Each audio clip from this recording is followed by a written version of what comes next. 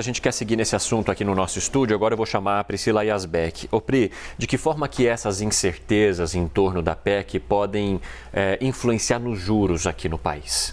Pois é, a gente está falando de várias incertezas, a gente vem repetindo aqui, que é sobre o tamanho, sobre o prazo da PEC, agora até sobre a forma, né? Porque pode ser uma medida provisória e não mais a PEC. E aí o que os economistas dizem sobre medida provisória é que uma medida provisória ela tem que ter dois requisitos, preencher dois requisitos. Ela tem que ser uma despesa imprevisível e urgente. No caso, a urgência é um requisito que deve ser cumprido, porque de fato é urgente para o país pagar esse auxílio ou Bolsa Família em R$600, mas já era uma questão previsível. Isso diz muito da dinâmica da nossa política e da economia hoje. O que acontece é que a gente faz essas políticas sociais que são muito necessárias para o país de uma forma atabalhoada e de uma forma zero planejada. Então, o que acontece é que, normalmente, a gente precisa mexer na Constituição, mexer nas regras do jogo para conseguir fazer frente a esses benefícios sociais tão necessários. O que a gente tem de resultado são políticas mal planejadas e que vão sendo desmanchadas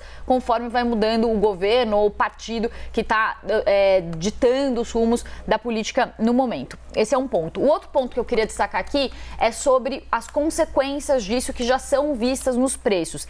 Antes que alguém diga ou que os críticos digam que isso é algo do mercado e que é ruim para o mercado e que é o mercado que está ditando esses preços, o que acontece é que os juros estão subindo, então a curva de juros já está apontando, não estão subindo, a curva de juros está apontando para uma alta de juros no ano que vem, apontando já os juros passando de 15%.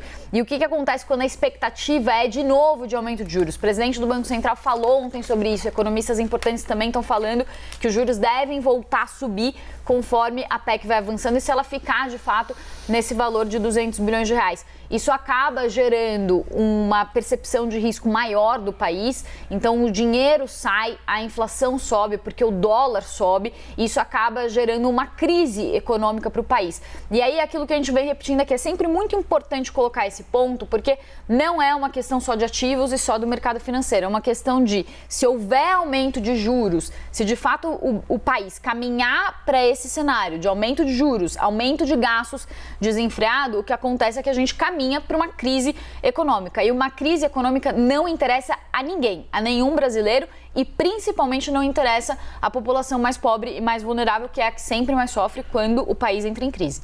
Com certeza. Pri, continua aqui com a gente, vamos chamar a Basília e também o Boris, que já estão na tela com a gente também, porque vamos falar dessa possibilidade, né, da MP que vem crescendo, então, já que as negociações estão num impasse, né, estão travadas em relação à PEC. Ô Borges, para uma MP funcionar, precisa ser editada ou pelo atual governo, o ministro Ciro Nogueira já se mostrou contra, mostrando uma série ali de resistências, ou pelo próximo governo eleito, só que aí corre-se o risco de não ter os R$600 para janeiro, né? Fora que também precisa do aval, do TCU, enfim, não é um procedimento também tão simples assim, embora seja mais fácil do que uma PEC. Mas a PEC também, juridicamente, também é uma alternativa mais segura. O que o governo deve pesar aí na balança? Olha, na verdade, para sair a PEC, a gente tem que botar também na equação Arthur Lira. Arthur Lira está, óbvio, em franca campanha para sua reeleição e passa por ele, evidentemente, a aprovação de uma PEC. Então, a negociação que está acontecendo, mais importante hoje é que partidos vão ou não apoiar a reeleição de Arthur Lira na presidência da Câmara. Se ele tiver o apoio do PT, por exemplo, e Lula já disse que não quer que o PT atrapalhe Arthur Lira na sua reeleição, não quer que o PT lance candidato próprio, se houver esse tipo de composição, é possível, até porque não tem como o país funcionar ano que vem sem esse aporte de recursos. Então, deve-se chegar a um entendimento. O que está faltando aí é essa aresta, porque Rodrigo Pacheco no Senado já é quase um nome de consenso, não deve ser uma reeleição muito complicada, mas Arthur Lira ainda sofre algumas resistências do PT, de alguns partidos da coligação vitoriosa, mas essas resistências, principalmente pela batuta de Lula, elas devem ser devidamente contornadas e Arthur Lira deve ser reeleito também. Isso acontecendo, o caminho da PEC acaba virando uma avenida totalmente desimpedida e é o que pode acontecer. É interessante a gente também salientar como é bom o país estar discutindo o país. Discutir orçamento, discutir se a gente vai ter dinheiro ano que vem ou não. É uma discussão republicana, importante, faz bem para a democracia. Que todos os lados sejam ouvidos e que a gente volte a essa normalidade democrática, onde a gente pare de discutir coisas totalmente fora, até de um marco civilizatório, como se vacina funciona ou não funciona, enfim, uma série de discussões absolutamente deslocadas que a gente viu nos últimos tempos, mas agora essa discussão da PEC talvez seja o prenúncio de uma volta a uma certa normalidade democrática e a discussão de assuntos que, claro, tem visões muito diferentes sobre ele, tem pontos que a Priscila levantou muito bem em relação a essa ideia de que o mercado seria um certo vilão. Isso é uma bobagem. Na verdade, a responsabilidade fiscal é do interesse do país, é do interesse especialmente dos mais pobres. Ninguém quer uma crise econômica, ninguém quer 100 anos depois que a gente tenha uma República de Weimar, que você tenha problemas econômicos, um povo revoltado e todas as condições para o surgimento de algum líder populista ainda mais radical do que os que a gente tem visto. Então, cuidar da saúde econômica do país também é cuidar da democracia. Basília, eu estava me lembrando agora que durante as eleições o nosso colega William Vac fez uma análise sobre a disputa entre Lula e Bolsonaro e que, independentemente de quem ganhasse, quem continuaria mandando no Brasil ou mandando na gestão do país seria o Centrão. Essa PEC, caso ela siga em frente, abre uma grande margem para que Lula comece a sua gestão comendo na mão do Centrão?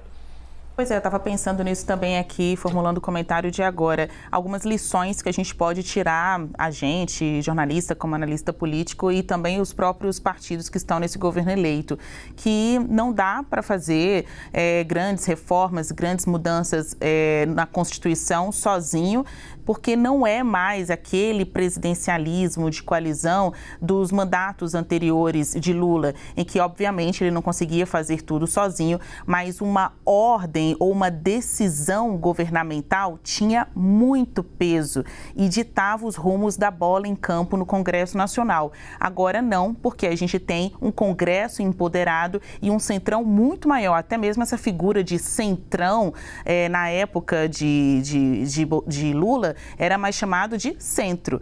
Esse centrão veio aí pós gestão de Eduardo Cunha, que é o pai do centrão e de todos esses métodos aí pouco republicanos, dá para se dizer, ou do tapetão de conseguir vencer sempre. Mesmo que percam, eles vão lá e jogam de novo para vencer. Então não é aquele presidencialismo do Lula 1, Lula 2, os primeiros mandatos do presidente eleito Luiz Inácio Lula da Silva, porque de lá para cá algumas instituições cresceram quanto à percepção de poder. Uma delas foi o Congresso Nacional, essa que a gente fala tanto, e a outra, o Tribunal de Contas da União, que foi determinante para o início do processo de impeachment de Dilma Rousseff. Então, seja pela via da PEC, seja pela via da medida provisória, o governo federal não conseguirá sozinho, e só porque ele quer e até tem justificativas para isso, conseguir pagar os R$600 de Auxílio Brasil.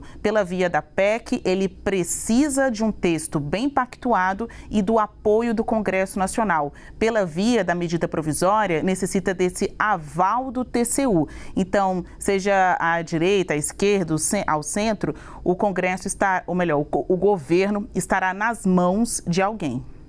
Muito bem, gente. Obrigada. Daqui a pouquinho a gente fala mais.